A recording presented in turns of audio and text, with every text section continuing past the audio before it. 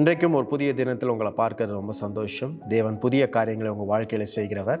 புதிய வருடம், புதிய மாதம், புதிய நாள் எல்லாமே நம்ம கேள்விப்பட்ட வார்த்தைகளாக இருக்கலாம். ஆனால் தேவன் ஒரு நாளும் புதிய காரியங்களுக்கு குறைவுபட்டவர் அல்ல. நம்முடைய எதிர்பார்ப்புகள் சோர்ந்து போயிருக்கலாம். ஆனால் தேவன் ஒவ்வொரு நாளும் புதிய காரியங்களை செய்கிறார். இன்றைக்கும் அப்படிப்பட்ட புது காரியங்கள், புது கிருபைகள் உங்கள் வாழ்க்கையில் தந்து உங்களை வழி நடத்துவார். ஹாபக்குக் 3ஆம் அதிகாரம் 19ஆம் வசனத்தில் இப்படி படிக்கிறோம். ஆண்டவராகிய கர்த்தர் என் பலன், அவர் என் கால்களை மான் கால்களைப் போலாக்கி உயரமான ஸ்தலங்களில் என்னை நடக்க பண்ணுவார். இன்றைக்கு நினைவில் கொள்ள 4 காரியங்களை உங்களுக்கு நான் சொல்லுகிறேன். எப்பொழுதுமே மறக்காமல் நினைத்து கொண்டே இருக்க வேண்டிய ஒரு 4 காரியங்கள். முதலாவது, கர்த்தர் என் பலன்.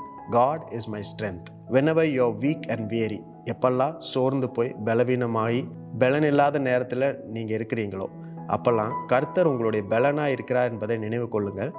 நீங்கள் அவரை கூப்பிட்டீங்கன்னா போதும், அவரே உங்களுக்கு பலனாக மாறுகிறார். சில நேரங்களில் உங்களுடைய பலன் சோர்ந்து போயிடும். உங்களுடைய வேலை ஸ்தலத்தில், படிக்கிற இடத்துல, உங்கள் வீட்டில், உங்கள் உறவினர் மத்தியில், நண்பர்கள் மத்தியில் உங்கள் பலத்தை கொண்டு உங்களால் செய்ய முடியாத காரியங்களை தேவனே உங்களுக்கு பலனாக மாறி உங்களை கொண்டு செய்வார். All you have to do is call upon him. நீங்கள் செய்ய வேண்டியதெல்லாம் ஒன்றே ஒன்று தான். ஆண்டவரே, நீர் என் பலனாக இருக்கீங்க, எனக்குள்ளே இருந்து உங்களுடைய பலனை காட்டுங்க அப்படின்னு சொல்லி ஆண்டவர்கிட்ட கேட்கும் பொழுது அந்த பலனை தேவன் வெளிப்படுத்துகிறார். 2வது காரியம், கர்த்தர் என் எதிர்காலம். God is my future. He enables you to tread over high places, walk over high places. உங்களை உயரமான ஸ்தலங்களில் அவர் என்ன பண்றாருன்னா நடக்க பண்ணுவார் அப்படின்னு சொல்லப்பட்டிருக்கு. நடக்க செய்தார், நடக்க செய்து கொண்டு இருக்கிறாரெல்லாம் கிடையாது, நடக்க பண்ணுவார். அப்படின்னா நாளைக்கு வருகிற நாட்களில், எதிர்காலத்தில் உயரமான ஸ்தலங்கள், பெரிய பெரிய பிரச்சனைகள், பாடுகள்லாம் நீங்கள் பார்க்கும்பொழுது அதன் மேலே ஏறி நடக்க பண்ணுகிற தேவன் உங்களோட கூட இருக்கிறார். அப்படின்னா எதிர்காலத்தில் தேவன் இருக்கிறார். எந்த காரியத்தையெல்லாம் நீங்கள் ஜெயிக்க போறீங்க அப்படின்றத அவர் பார்த்திருக்கிறார், இன்னும் நீங்க பார்க்கல.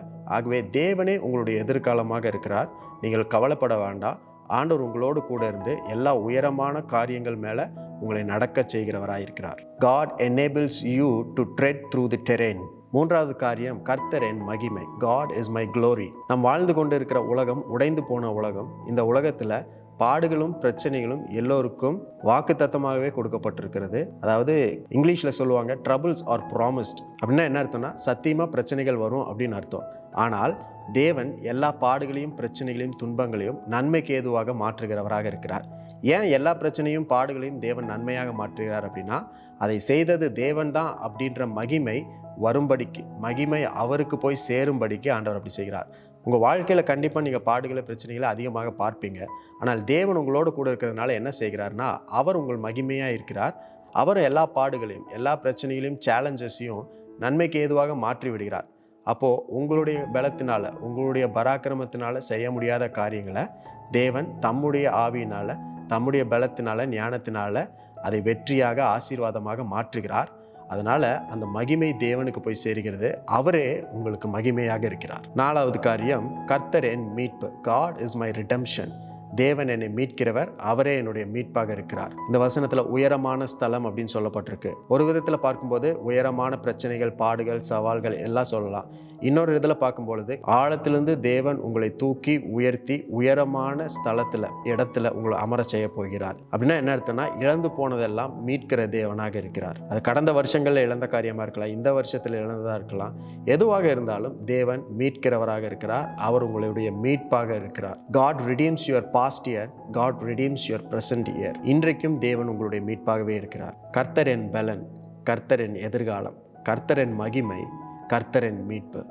நினைவில் கொள்ள இந்த 4 காரியங்களை தேவன் இன்றைக்கு உங்களுக்கு சொல்லி இருக்கிறார். இன்றைக்கு நினைவு கொள்ளுங்கள், ஒவ்வொரு நாளும் நினைவு கொள்ளுங்கள். தேவன் நன்மையினால் உங்கள் வாழ்க்கையை, வருஷத்தை நிறைத்து ஒருவரும் கண்டிராத அதிசயங்களை உங்களை காண செய்வார். முன் சம்பவித்திராத சம்பவங்களை தேவன் உங்கள் வாழ்க்கையில நிகழ்த்துவார். தேவனுடைய தயவும் கிருபையும் அனுதினமும் உங்களை சூழ்ந்து நன்மையினால் நிறைத்து உங்களை வழி நடத்தும். God bless you.